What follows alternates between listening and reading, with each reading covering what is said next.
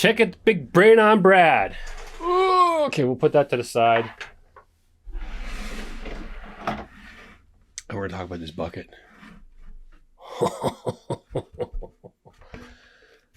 I know it doesn't look like much, but this took a few iterations.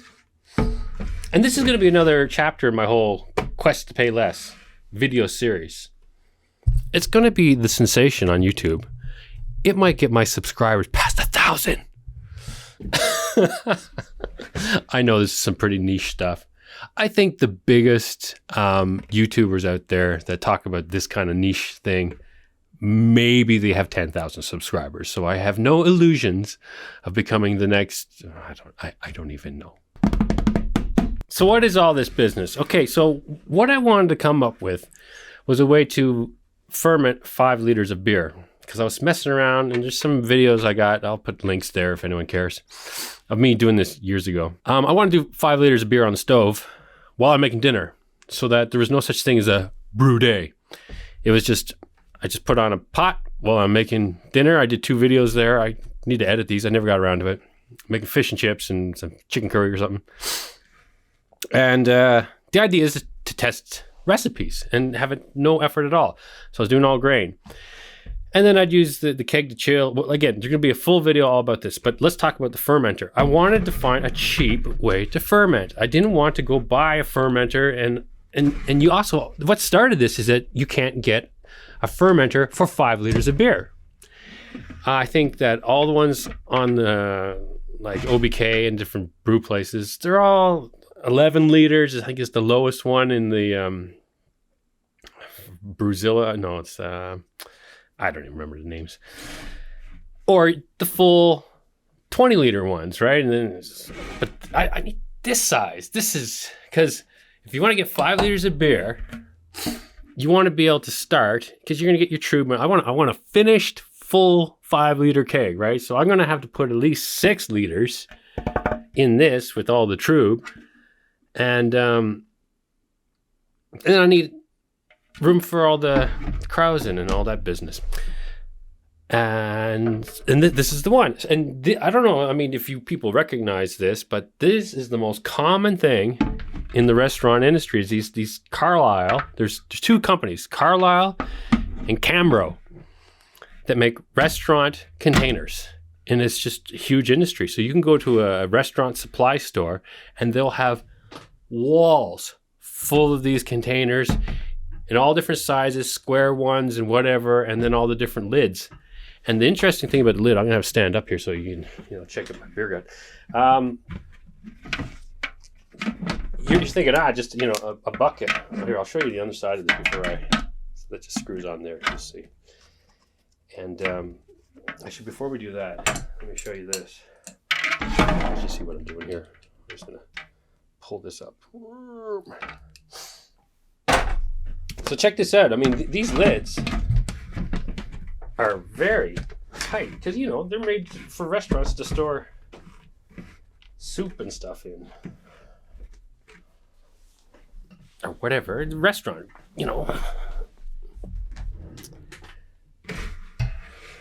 So that's definitely a good enough seal for fermenting, as good as any other. And this is really good quality food grade plastic. And I mean, you don't take my word for it. This is restaurant industry. I got this at a restaurant store. This is what restaurants trust. And then I took this piece, which is just a gas fitting. Is this one gas? No, this is a liquid one. I'm showing you the wrong thing here. Close enough. The same, but the liquid ones have a little. The gas ones have a little notch there. That's so. And then DuoTight has got this. And I sell these separately, but then I also sell them with the screw. And that's the other side. So why am I doing this? Well, I wanted to find the cheapest way to do a completely airless. So once you pitch that yeast, oxygen never touches this again. So why the hose here? Well, with the DuoTight, I can just shove it through. And you might want to straighten the hose out a little bit, hair dryer, or just stretch it, lay it on a table. They'll straighten out if you put some effort into it. And then you can put it down so you get right above the trub, or if you prefer to say trub. Half my friends say trub, half say trub. Half of them say wart, half of them say wort. Wort, wart, wort, wart. Oh, it's wort. Anyway, so you get it just above there. And then you can, we'll steal this from here. Here, we'll just steal one of these. We'll steal one of the ones from our manifold. And, this will just blow it right off if I do that. So we'll turn it off. And we'll let off the pressure. And see, just then is a good example of why you would want the valves, because of course when I did that, I depressurized all of these. But if I turned them off, is this getting on the camera? I wouldn't have depressurized everything. That's up to you. You know, is it worth the cost of, I don't know, $5 for those valves, something like that? Okay, so, and then we can do that. Oh, I gotta show you something else first. Hang on. So before we get into that, so this side, this is just a little easy, quick way to seal things off and be able to snap on later so you can put it into a keg. I just thought this was the absolute cheapest. I mean, this hose doesn't need to be this long. We just, in fact, I would probably do that like this. I would just take that, and where's my trimmer? And yeah, you would just use the nipper on there, shove that back on. There you go. More compact and portable now. Yeah, so if you're actually got your beer in here, and like I said, I'll do this in a whole separate video, but I still want to talk about this because it's really on topic with this. Because what I want to talk to you about is the idea of making a batch of beer. This is going to be, in your situation, it might be a full 20-liter batch in a normal fermenter. But I want to show you the principles of what you might want to achieve. You might have one of the fermenters or whatever. If you have a closed transfer system, you'll understand this. But what this is trying to do it super cheap, because this is $12, I think, for this. I think it was $12 for this and the lid. And so all of a sudden you've got, what are these, like $4 each? These parts here, a bit of hose is maybe $1. This one I think might be $15. But again, you can also use these parts in all different kinds of configurations. There's just tons of things you do with these same parts. So much like Lego, you build one thing, you take it apart, you build something else, whatever suits you at that moment. The only thing I'm telling you to buy is a bucket that you could use to store flour in later if you want. You maybe get a new lid. That one's got holes in it. Anyway, get to this. Now, airlocks. Man, I got all kinds of airlocks. Oh, let me show you something else. Of course, when you're doing these fermentations, you want to know your attenuation, I guess, when your beer's done. Because I think beer is like when you're cooking a steak or even just an omelet or something. Like you cook an omelet, it's all about getting it off that pan at just the right moment. If it sits on the plate for 20 minutes, that's not an omelet. And I think when the beer is done fermenting, I don't need to take that apart right now. You want to get it off, you want to flocculate it down, cold crash it, and get it moved immediately. No oxygen. That's my personal opinion. And I could be wrong, which is why I've contacted some people to join me in a video, experts on brewing. Not a meathead like me who's trying to ferment in a bucket. But I know you guys like this stuff. Fermenting in a cheap bucket. Anyway, so you can use something like that so that even in a bucket you can get, it'll tell you exactly when your beer is at a certain alcohol percentage and when it's done going any further. So you need an airlock. And you could go fancy. I got fancy. Here's the fanciest one you can get. Digital now. Look at that. New parts. And you could crank this right down. I mean, you'd basically crank it down to where it's loose. And then that would give you a very fancy airlock. Normally called a Spunding valve. And this is what we use with our direct filling, which is the next video. So that's a very expensive airlock. Yeah. But if you got other uses for this, just use this. What's the cheapest airlock we can do? I would say that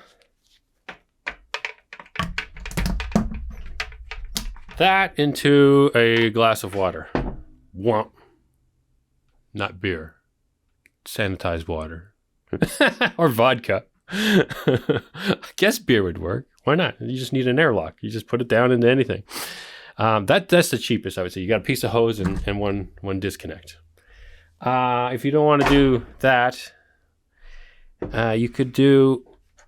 You've got these little rubber things that go inside the Senki connectors. You could just attach that onto there. I just discovered this one day when I was trying to improvise, so I thought I'd share it with you. And that's an airlock. I mean, it's a duck. That's just a check valve. All right, let's see when this one releases, or will the lid blow off? Oh, so the lid raises a little bit, but it goes out. So yes, you can use this as a check valve.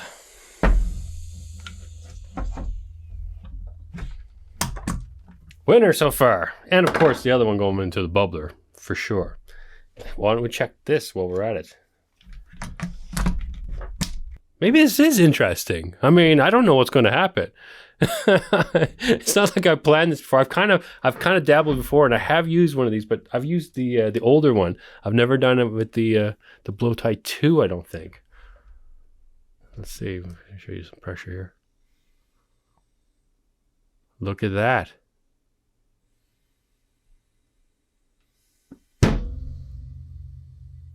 No. The lid blew off.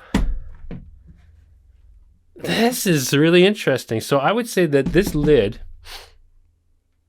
can withstand... Well, let's see. Let's see what this lid can withstand. Here we go. It's not even registering. I need a more sensitive gauge. What am I talking about? That's what this is. All right, so we'll tighten it this time.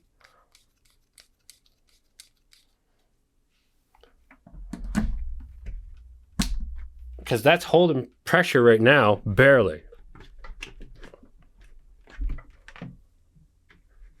It's not registering on here. So I'll tilt that up so you can see it. We'll turn it on. And it's saying 0.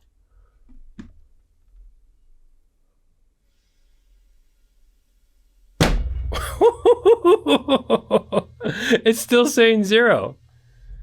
We need a more. So it's not that sensitive. It's not that sensitive. Okay, let's keep going with this experiment. I don't know if this is good YouTube fodder. I mean, maybe I'll release it tonight, and no, I'm going to release it tomorrow. This is Thursday, so maybe a bunch of you people stick me on the side there while you're playing a video game or something. Drink a few beers and just let me know if this is interesting to watch me do experiments.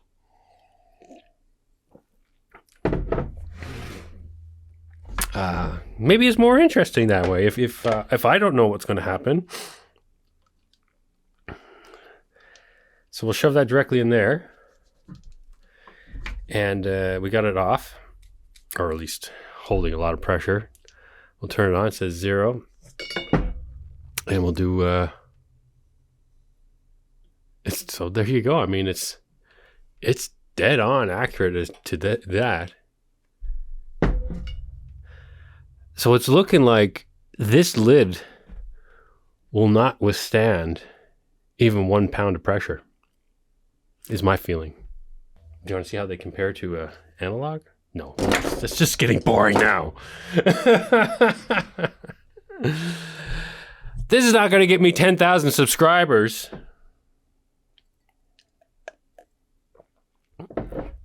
I'll take my shirt off for that. I wonder if we unscrewed it completely. Took the spring out because it would still have... Let's see if that does it. All right, here we go. Let's see if the lid blows off.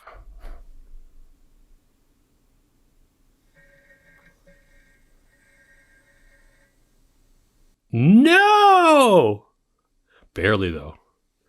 Barely. It's holding. It worked. There you go, folks. You can use your fancy blow tie too if you take out the spring entirely. I don't know if you can hear it. But there you go. So that would work as an airlock. And again, like I said, if it blows off, if the initial fermentation is so aggressive that the lid pops off, just shove it back on. Because your beer will be safe. Come on, people have been doing this for thousands of years. You know, they talked about how farming bread isn't what caused the agricultural revolution that made people start living in cities. No. It's a lot more likely it was beer, isn't it? Yep. Okay, I think that's that. We talked about, so then, actually, I didn't finally get to the point. Once that's done, you would then go directly onto the keg here, and you would go into your bottle with a jumper hose. And I don't have one, so I'll make one. It's a real complicated process. You shove one of these on each end of a hose, and you're done. So then, you would, we'll do it with this keg here. This is a 5-liter keg, so it's perfect. So we got your 5 liters of beer, 5-liter keg, everything's happy. Put that onto there. And then you would use the same check valve, whatever you decided with. This is what's handy right now, so we'll use that. And you would then, and you can hear it. Did you hear that? Did you hear that? Oh, maybe I should do these videos with 2 microphones. Then I could be kind of ASMR. I don't know if I got the right voice. Would people like beer? Of course they would. What am I even asking? Is my camera pointed at me? Of course people would like beer talk ASMR. I'm just not allowed to yell, I guess. Yeah, so there you go. There's your transfer. So then the pressure would come down through the top of the keg, push onto your little tube down there, just above the tube. And you can hear it. It's going right now. I guess the regulator is on a certain...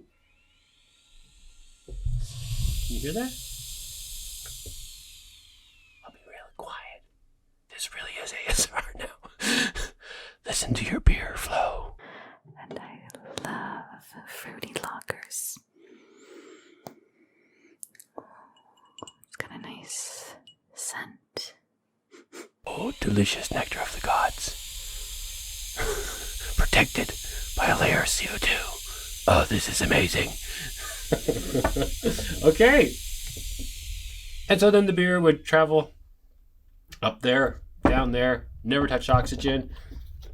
And once it starts foaming out there, you of course have this dumb star sand. I'm not getting into the brewing process right now. I'm just trying to show you how to make a bunch of fun stuff with DuoTight fittings. You just snip that, make your own manifolds, make your own little... If I can make this bizarre closed fermenter, just using crazy little DuoTight fittings. You watch me take them apart, stick them together, test all these different spunding valves.